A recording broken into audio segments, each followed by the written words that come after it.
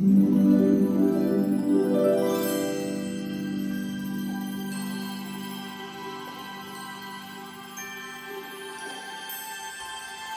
Bremen Town Musicians. Brothers Grimm. One man had a donkey who for many years dutifully carried sacks of flour to the mill, but in old age the donkey became weak and unfit for work. Miller and donkey, then the owner, decided to starve him to death, but the donkey guessed what was going on, ran away and headed for the city of Bremen. He decided to work there as a musician. Donkey playing guitar. After walking a little, the donkey saw a hunting dog. She lay on the road and breathed so heavily, as if running to the point of exhaustion. "Why are you puffing like that, Polkin?" asked the donkey. "Oh," answered the dog, "I am old and every day getting weaker and no longer fit for hunting, so my master wanted to kill me. I ran wherever my eyes look. What am I going to do to earn my living now?" "You know what," said the donkey, "I'm going to Bremen and I'll hire myself as a musician there. Come with me and make music too. I will play the lute and you will beat the drum." The dog agreed and they moved on. Soon they saw a cat on the road. She sat on the road as dull as 3 days of rainy weather. "What happened to you, old stink?" asked the donkey. Who will rejoice if they grabbed him by the throat? My teeth are gone, and now I am more willing to sit at the stove and purr than chasing mice, so my mistress decided to drown me. And of course, I ran away, but who will advise me where to go now? Come with us to Bremen, you know a lot about music and you can get hired as a musician there. The cat liked it and they went together. Then our fugitives passed by a courtyard. A rooster sat on the gate and roared with all his might. "Why are you choking your throat like that?" asked the donkey. "What's the matter with you?" "It is I who predict good weather for tomorrow," answered the rooster, "because tomorrow is a holiday, but since guests will come to us on this occasion, my mistress, without any mercy, ordered the cook to cook soup from me. I'm going to have my head cut off tonight. So I'm screaming at the top of my lungs, while I still can." "Well, you, red-headed," said the donkey, "we'd better go with us. We are heading to Bremen. You will find something better than death everywhere. You have a good voice, and if we sing in chorus, it will turn out great." The rooster liked this offer and the four of them went on. But they could not get to Bremen in one day, and in the evening they came to the forest, where they decided to spend the night.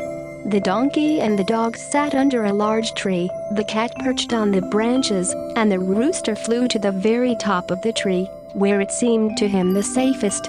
Before falling asleep, the rooster looked in all four directions, and suddenly it seemed to him that he saw a light in the distance.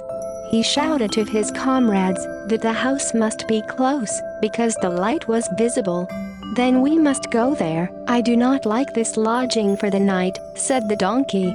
And the dog noticed that a few bones with the remains of meat would be very useful to her. So, they went in the direction where the light flickered. The light grew stronger and stronger, and finally they came to the brightly lit house of the robbers. The donkey, as the tallest, approached the window and looked inside. "What do you see, Gray?" the rooster asked. "What do I see?" answered the donkey. "A set table with good food and drink. And the robbers sit around and have fun." "It won't be bad for us either," said the rooster. Yes. If we were there," the donkey sighed. Then they began to consult on how they could drive out the robbers. And, finally, they came up with.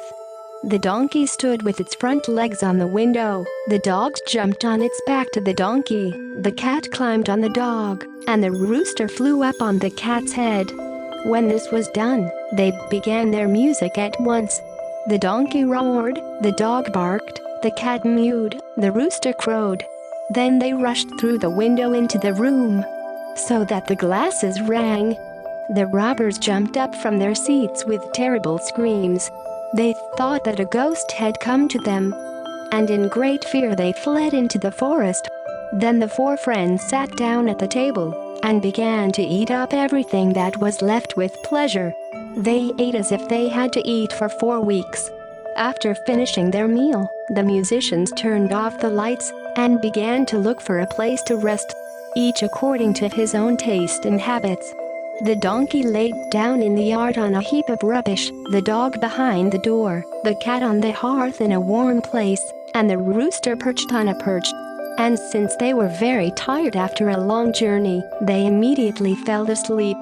When midnight had passed, and the robbers had already noticed from a distance that there was no light on in the house, and everything seemed to be calm, the Ottoman said, "We shouldn't have let them intimidate us like that, though." And he ordered one of the robbers to go and inspect the house. The messenger, making sure that not everything was calm, went into the kitchen to light the fire. And since he mistook the sparkling eyes of a cat for smoldering coals, he put a match in there to get a spark. But the cat did not like to joke. She rushed at the robber and grabbed his face. He was terribly frightened, rushed to run, and was about to jump out into the yard, but the dog that was lying outside the door jumped up and bit him on the leg. As he raced across the yard past the rubbish heap, the donkey kicked him hard with its hind leg, and the rooster, which was awakened by the noise, cheerfully screamed from its perch, "Coo-ca-ree-coo." The robber started running with all his might at his chieftain and told him, "Oh, there's a terrible witch in the house. She hissed at me, scratched my face with her long claws. There was a man standing outside the door with a knife. He wounded me in the leg. There was a black monster lying in the yard, which attacked me with a club. And upstairs on the roof sits a judge. He will scream, 'Give me this swindler here.' This is where I started to run."